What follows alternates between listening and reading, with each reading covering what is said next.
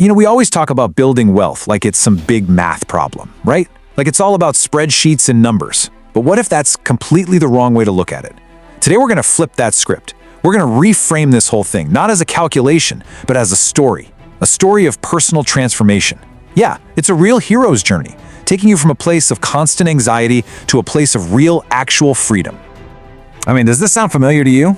You're lying awake at 3 in the morning, just staring at the ceiling, and your mind is just racing. It's thinking through every single possible financial disaster that could hit you tomorrow. The car breaking down, losing your job, some random crazy bill showing up. That feeling, right there, that middle of the night panic, that's where our hero's journey begins. It's the first big problem. It's the monster we have to slay. So this brings us to the very first stage of the journey. Let's call it the anxiety of zero. This is that state of just constant stress, right? That feeling of powerlessness when you're living paycheck to paycheck, and pretty much every single financial decision feels like it's a matter of life or death.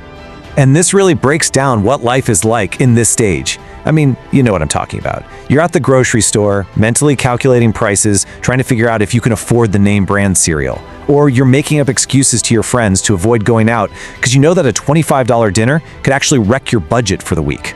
Every little unexpected expense feels like a potential catastrophe. You're not making choices, you're just constantly playing defense with your money. All of your mental energy, your bandwidth, it's all just consumed by short-term survival. But then, something happens. Our hero, you reach the first major milestone. And this is where you cross the threshold into a totally new world.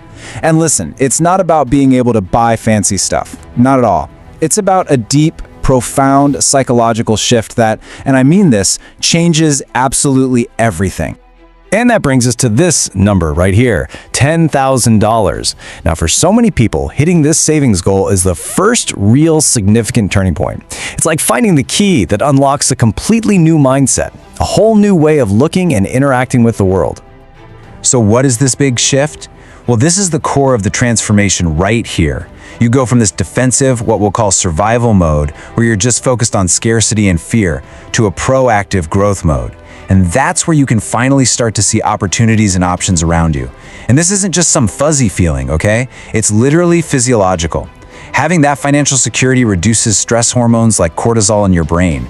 That frees up your mental bandwidth to think about something other than just surviving until the next paycheck.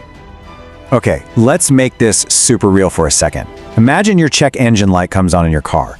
Now, if you have $0 in savings, what happens? Immediate panic, right?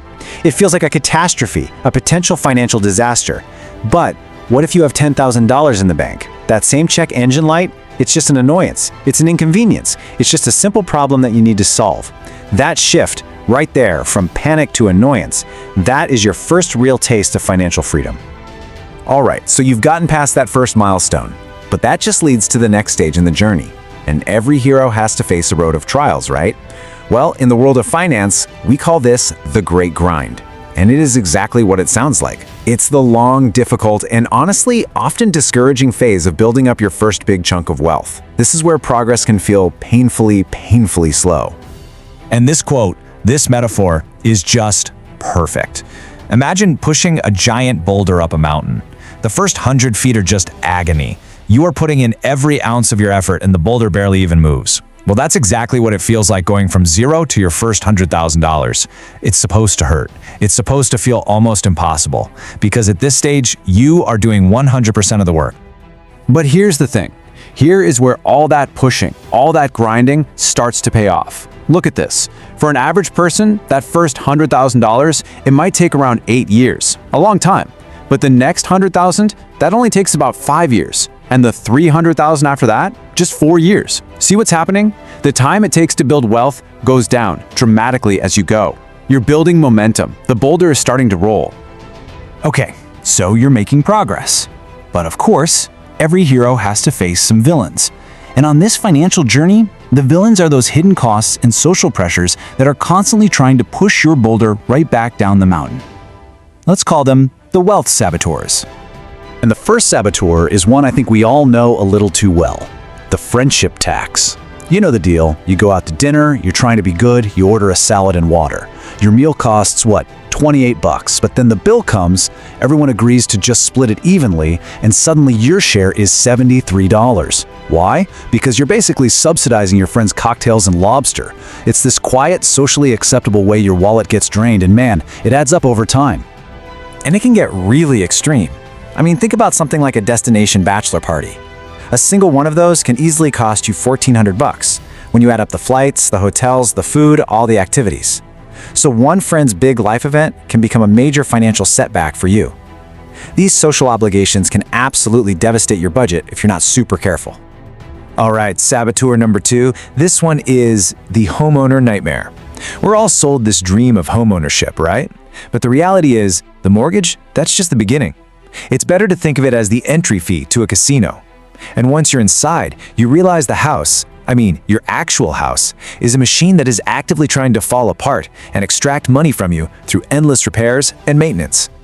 And this chart just shows the huge gap between what we think it costs and what it really costs. So your mortgage payment might be $2,100. Okay. But when you add in property taxes and insurance and a realistic budget for maintenance and repairs, the true monthly cost is actually closer to $3,900. That hidden difference, almost $1,800 a month, that is what turns the American dream into a financial nightmare for so many people. But if our hero can survive the great grind, if you can defeat these saboteurs, then you reach the climax of the journey. This is it. This is the moment the boulder finally reaches the top of the mountain and starts to roll down the other side all on its own. This is when the forces of wealth finally start working for you instead of you working for them. Now, in the beginning, the returns are, they're tiny. Let's say you have $5,000 invested and the market has a good year, up 10%. You make $500, which is nice, I guess, but it doesn't feel life-changing. It kind of feels like your money is just sitting there, barely pulling its own weight. But just watch what happens as that snowball gets bigger. Let's apply that same 10% market return, but this time to a $100,000 portfolio. Suddenly you've made $10,000. Now that is real money. That's enough for a decent used car to just kind of appear in your account. This is the power of scale. The same market conditions produce wildly different, exponentially greater results.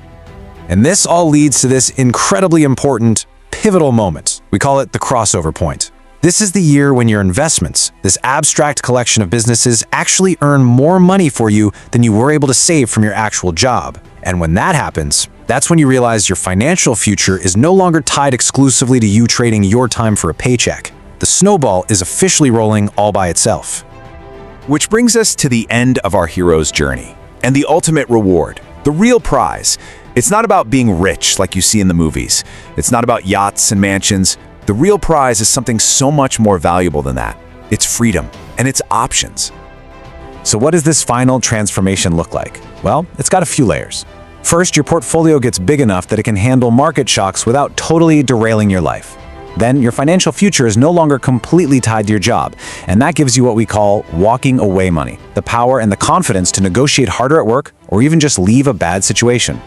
And finally, the biggest shift of all, the main constraint on your life is no longer about money. The question stops being, what can my portfolio do? And starts being, what do I want to do? So you see, in the end, this whole journey isn't really about hitting some specific number in a bank account. It's about using that number as a tool to build a life that has purpose, a life that you've designed, a life you don't feel like you need to escape from. The number, it stops mattering. It becomes secondary to the life that it makes possible. And that leaves us with the final and maybe the most important question of this entire journey. Because once you've won the financial battle, the portfolio is no longer the constraint. You are. Your psychology is. So what do you do with your time when nobody is paying you to do anything? Now that is a question worth spending some time on.